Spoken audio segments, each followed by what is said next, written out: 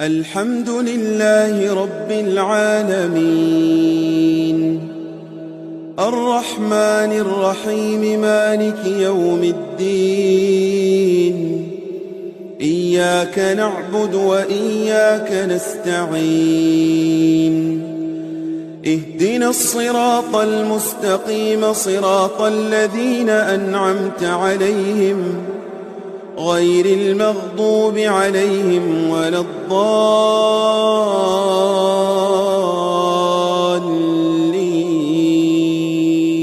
صلی اللہ علیہ وسلم نے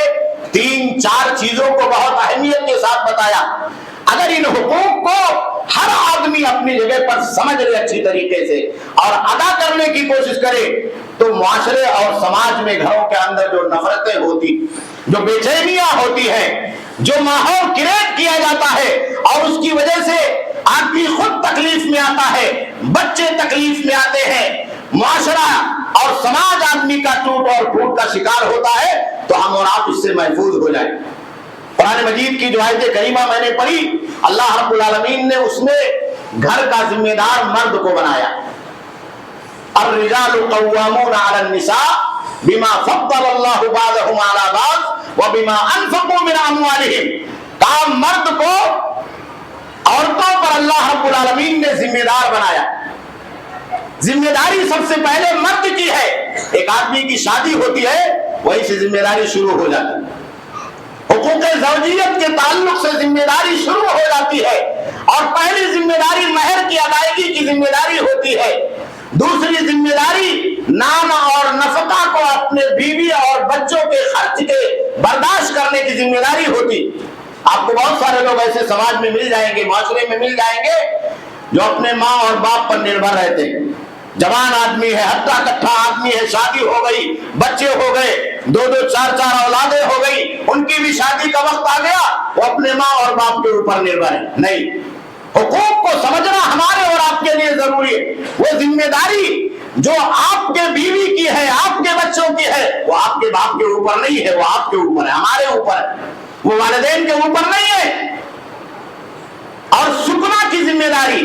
اس کو اچھی طریقے سے اچھی جگہ، مناسب جگہ اپنے بچوں کو رکھنا، ان کے لیے مکان ہونا، اپنا ذاتی مکان ہو، کرائے کا مکان ہو، جو بھی ٹھکانہ اور جگہ ہو وہ معقول اور مناسب ہو۔ یہ آدمی کی، مرد کی اپنی ذمہ داری ہے، جس کو شوہر کہا جاتا۔ یہ شوہر کی ذمہ داری بہت سارے لوگ ادا کرتے ہیں، کتنے ایسے لوگ ہیں جو اس سلسلے میں کوتاہ ہوتے ہیں۔ یہ کوتاہی ہماری اور آپ کی زندگی کے اندر فساد پیدا کرتی ہے، بگاڑ پیدا کرتی۔ اور چوتھی ذمہ داری المعاشرہ بالمعروف، اچھی طریقے سے اپنے بیوی اور بچوں کے ساتھ زندگی گزارنا، اپنی زندگی کو ہر آنے والے دن میں بہتر بنانا۔ کل کے دن اگر کوئی گڑبڑی تھی، گھر کے اندر کوئی فساد تھا، کوئی کمزوری تھی، کوئی لڑائی تھا، کوئی جھگڑا تھا، کوئی اختلاف تھا، تو آنے والے دن میں اس کو کم کرنا، آنے والے دنوں میں ان فساد کو، ان بگاڑ کے چور دروازوں کو بند کرنا۔ ناراضگیوں کے جو اسباب ہے، نشوز کے جو اسباب ہے، اعراض کے جو اسباب ہے، بگاڑ کے جو اسباب ہے، دلوں میں محبت کی کمی کے جو اسباب ہے، نان و نفتے میں کمی کے تعلق سے ہمارے اور آپ کے درمیان جو بے چینیاں پیدا ہوتی ہیں، ان تمام چیزوں پر غور کر کے ان بگاڑ کو، ان فساد کو کم کرنا، چور دروازوں کو بند کرنا۔ ہمارے یہاں کیا ہوتا ہے، آدمی اگر غصہ ہو گیا تو سارا معاملہ الٹ جاتا ہے، سارا معاملہ الٹ جاتا ہے۔ مرد کی اگر کوتاہی ہے تو عورتیں، ہماری خواتین اور بہنیں سارا معاملہ الٹ دیتی ہے۔ اگر عورت کی کوتاہی ہے تو مرد سارا معاملہ الٹ دیتا، اور معاملہ بگاڑ کا اتنا آگے بڑھ جاتا ہے، اتنا آگے بڑھ جاتا ہے کہ نعوذ باللہ کورٹ اور کچہریوں تک پہنچنے کی نوبت آ جاتی۔ المعاشرہ بالمعروف یہ بہت ضروری چیز ہے۔ اور اسی طریقے سے اللہ کے نبی صلی اللہ علیہ وسلم نے بیان فرمایا کہ ہر آدمی کو اپنے حقوق کی ادائیگی میں دوسروں کی رعایت کرنی چاہیے، دوسروں کو نقصان پہنچانے کی نیت نہیں ہونی چاہیے۔ شوہر کو یہ چاہیے کہ وہ جان بوجھ کر اپنے بیوی کو نقصان پہنچانے کا ارادہ نہ رکھے، بیوی کو یہ چاہیے کہ وہ جان بوجھ کر اپنے شوہر کو نقصان پہنچانے کا، تکلیف میں ڈالنے کا، مثال کے طور پر کبھی ایسا ہوتا ہے کہ ایک انسان اچھا خاصا کماتا، زندگی بہت اچھے سے گزرتی ہے، اللہ رب العالمین کی مشیت اور مرضی ہوتی ہے کہ روزی کی تنگی ہو جاتی، آدمی مجبور ہو جاتا، رزق کے دروازے بند ہو جاتے ہیں، اس میں تنگی آ جاتی ہے، تو ایسے موقع پر بیوی اور بچوں کو صبر کرنا، اپنے شوہر کی تکلیف کو سمجھنا، اس کے زندگی کی تکلیف کو سمجھنا، اس کی پریشانیوں کو سمجھنا، اور زندگی کو ایک ساتھ بنانے کے لیے، بہتر بنانے کے لیے،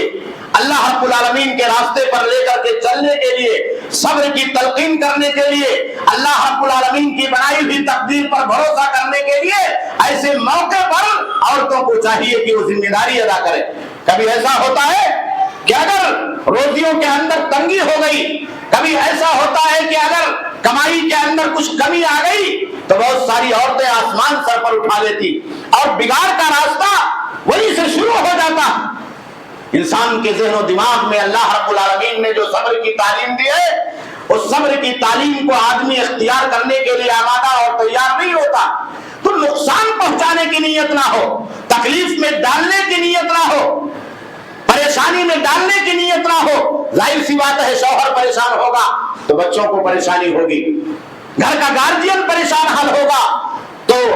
گھر کا کنبہ، گھر میں رہنے والے افراد پریشان حال ہوں گے، بیوی اور بچے پریشان حال ہوں گے، اور وہ تکلیف سارے لوگوں تک منتشر ہوگی اور سارے لوگوں تک دراز ہوگی۔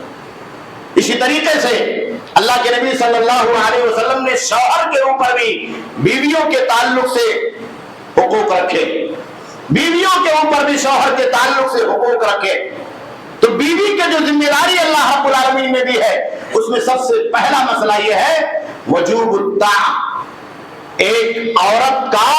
اپنے شوہر کی اطاعت اور فرما برداری کرنا،